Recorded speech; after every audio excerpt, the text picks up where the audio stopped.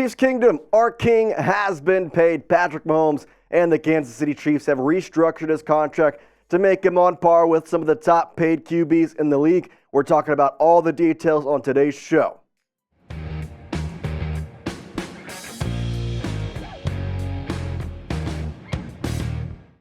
What's up, Chiefs Kingdom? Jace Andrews here. You're watching the Chiefs Report by Chat Sports. And today's big story, well, Mahomes, he gets a payday as Patrick Mahomes and the Kansas City Chiefs today restructured his contract and gave him a nice little bonus, say at least. We got this from Adam Schefter, kind of the easy details here. Schefter tweeted this out saying the Chiefs and Patrick Mahomes have restructured his agreement, giving him $210.6 million between 2023 and 2026, which is the most money in NFL history over a 4-season span. His compensation for those years is now guaranteed. He went on to say also the Chiefs and Mahomes plan to revisit this agreement again in 2026, as that's the hope to maybe get another contract going, another payday going, kind of reevaluate the situation when we get there. But now Mahomes is finally on par with some of the top paid QBs in the league. He got a big payday a couple years ago. Well, now he is now back to that realm. If we take a look at the top paid QBs by year, he's sitting right there. Joe Burrow got his payday. Now he throws like a horse. Don't know what happened to him. Patrick Mahomes, $52.65 million.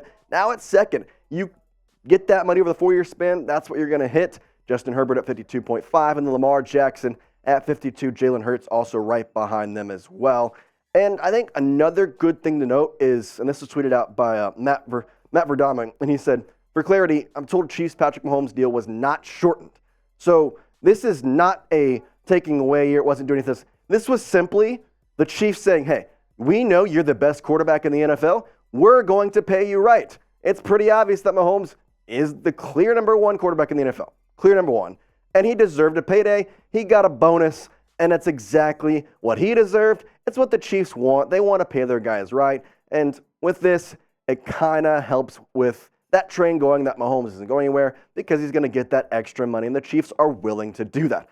Now, the best part about this is if you want to congratulate Patrick Mahomes, well, you can do it right here on the Chiefs Report. Just type 15 in the comments.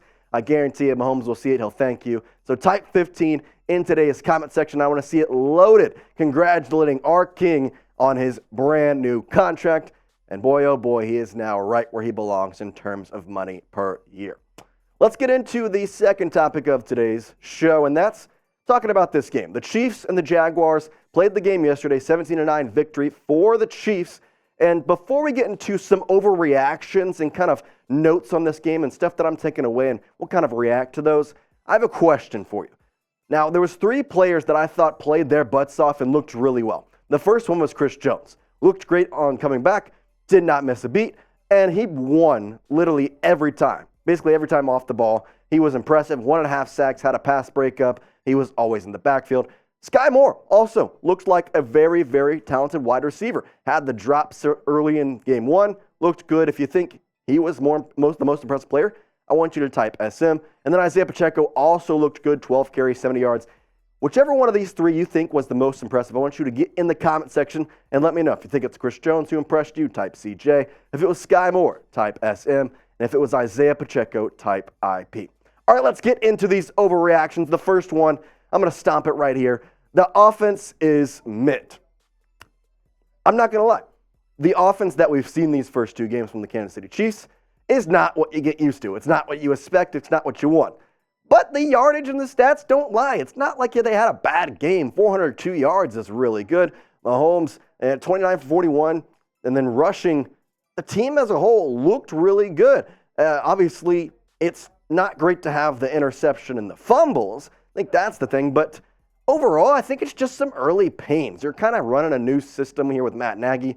I know Andy Reid's calling the plays, but it's just there's a lot of moving parts right now. And especially on top of it, you're getting Travis Kelce back for the first game here. It's kind of hard for Mahomes to then have to kind of adjust to that. Even though he has his best player back, it can take some adjusting. It was just the first game. They got the win. And Mahomes looked great. He had 305 yards, 2 touchdowns, an interception. The interception was the one bad pass of the day I think he had. He threw it into double coverage deep down the field, intended for Justin Watson. I don't really know what he was trying for.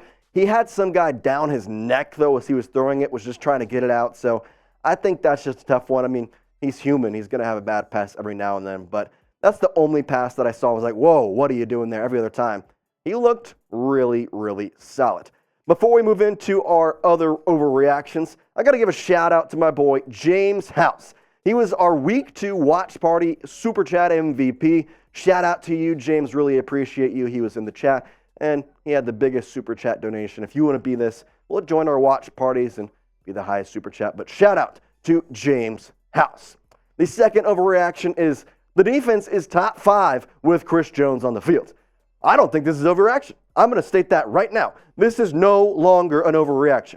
Maybe it was after week 1 because Chris Jones wasn't there and the thought of, okay, well, if you get him back, then it's going to be top 5.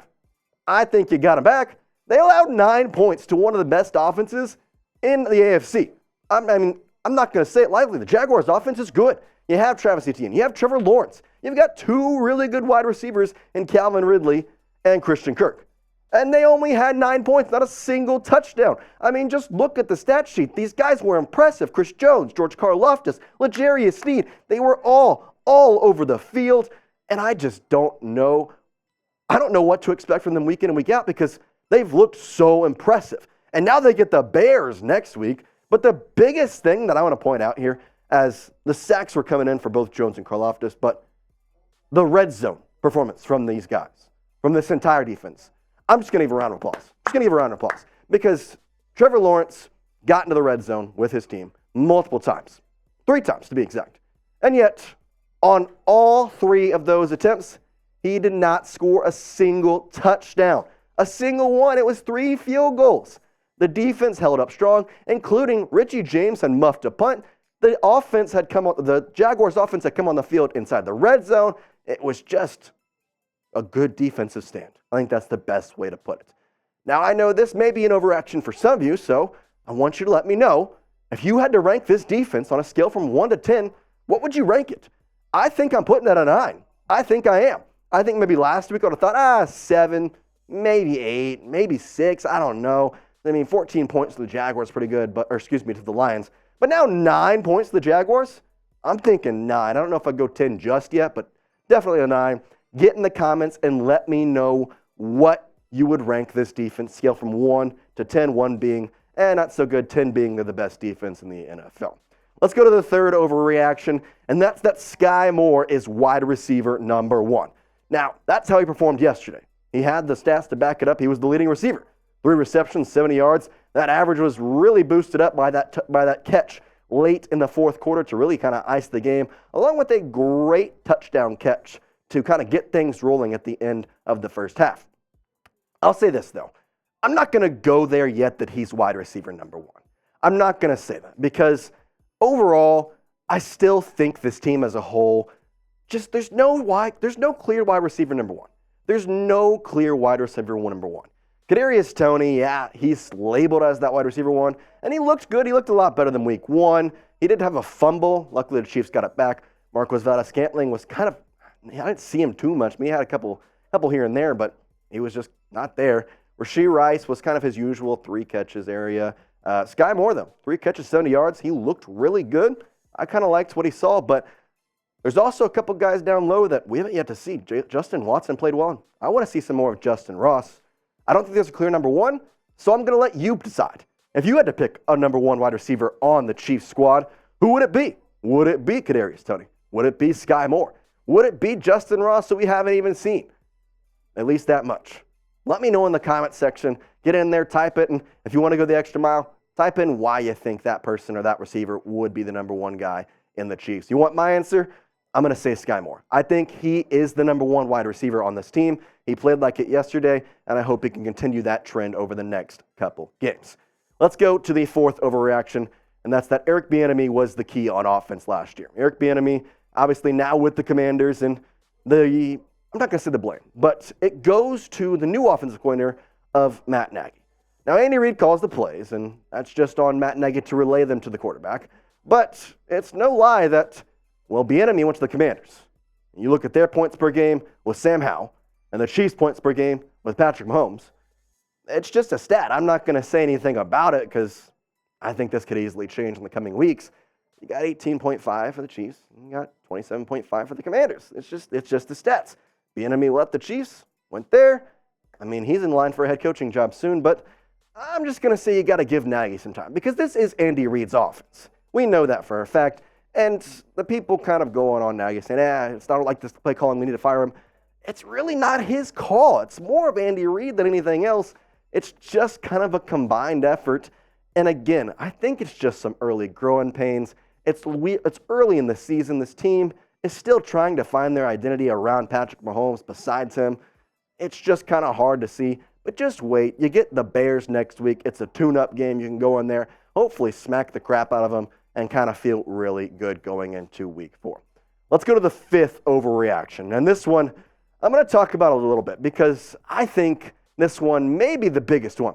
And that's that the running backs are underused. So let's look at the top 2 running backs yesterday. It was Isaiah Pacheco, who had 12 carries for 70 yards, and Jerick McKinnon, who had 1 carry. That's 11 carries, 12, 13 carries from your top 2 backs. I'm speechless. I have no explanation for this. I don't know. Because you had 12 carries for 70 yards. That's a good ratio, and he's still not getting more carries. I mean, Pacheco was a dog yesterday. He was literally hammering the ball. He was really good, averaging at one point 10 yards per carry, ended up being 5.8, which is pretty good for running back. When you think about that, you run it twice, it's a first down. I just don't understand why they're not giving the ball to Pacheco more. It's clear he's the running back number 1. It's very clear. I think for a little bit at the beginning of the season, it was, this may be a running back by committee. We'll have McKinnon in there the third down. We'll have CEH. We may flip in there the Michael Pirine. No, this is Isaiah Pacheco's running back room. This is his. He is the number 1 running back. And I think we need to use him a little more. I think the Chiefs should go out there and give Pacheco a shot. And what better way to do that than when you're facing the Bears next week? Go out there, maybe get a couple scores, throw it a little bit, but then put Pacheco out there and let him run. That's what I want to see, and that's what I hope to see in the future with Isaiah Pacheco and just kind of getting him more carries because it's very obvious. He is the number 1 back, and he looks really good. Let him grow and let him do exactly what Sky Moore did in the last game and show how good he is. All right, if you're not subscribed, I don't know what you're doing here because it's the Chiefs Report. We're giving you great content every single day, and we love to have you here, a part of the Chiefs Report family. So make sure you subscribe, youtube.com/ChiefsTV, or hit that little red subscribe button. We're having content all week long talking about Patrick Mahomes and his contract, talking about this week's game against the Bears, talking about the win against the Jaguars. We're going to go all through it, so make sure you're subscribed and never miss a video from the Chiefs Report. Peace out.